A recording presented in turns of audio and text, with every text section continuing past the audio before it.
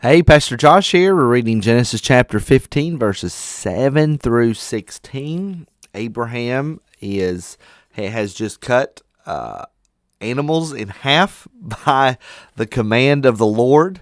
This was a normal practice in the ancient Near East where animals were cut in half and put opposite each other, and the two people that were making an agreement, making a covenant, would walk through the middle and make that covenant and agreement with them. God has just promised that he would be with Abraham, that he would give Abraham's descendants the land, and now we continue this agreement, this covenant that God is making with Abraham. When the sun had gone down and it was dark. So I think that's an example we need to follow, because if you remember in yesterday's reading, Abraham was actually swatting at the vultures that were coming down and eating on the animals. God had to wait. Abraham had to wait for a while for God to show up. And the sun, he had to wait so long that the sun had actually gone down and it was dark. And oftentimes we're quick to give up when we're seeking after the Lord, when we're looking for an answer. Perhaps we'll even pray for something, and we will only pray for it one or two times, and then it's almost like we either just accept the circumstances, or we forget, or whatever it may be. But there's sometimes that lack of persistence in prayer, seeking the Lord and trying to understand. Perhaps might even be able to understand a tough biblical concept. Perhaps it's even praying for a lost one. We got to make sure that we are persistent, that we hang in there.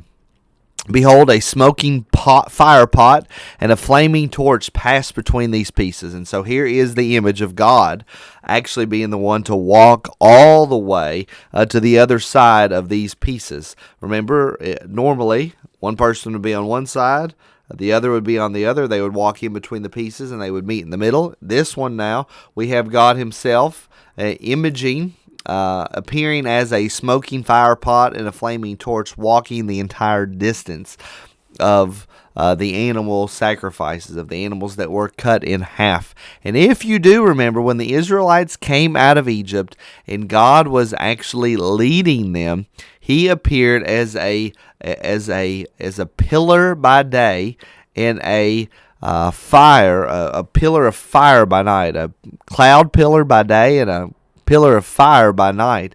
And so it was just this great big cloud that was leading. And so this is that same imagery. If you also remember, when God appeared to Abraham, or when God appeared to Moses, he appeared to him in a burning bush. So that same imagery, and we will see that come up again and again. So this is a manifestation of God.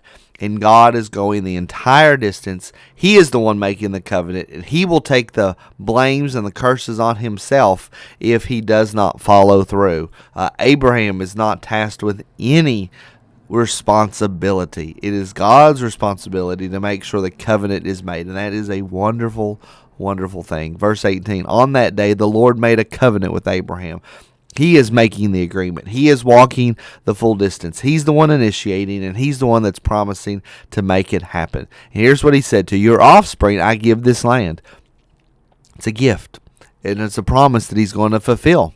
It will take generations before Abraham's descendants actually receive the land and are living in the land. We even know there's a difficult history between Israel and its land, being kicked out and coming back.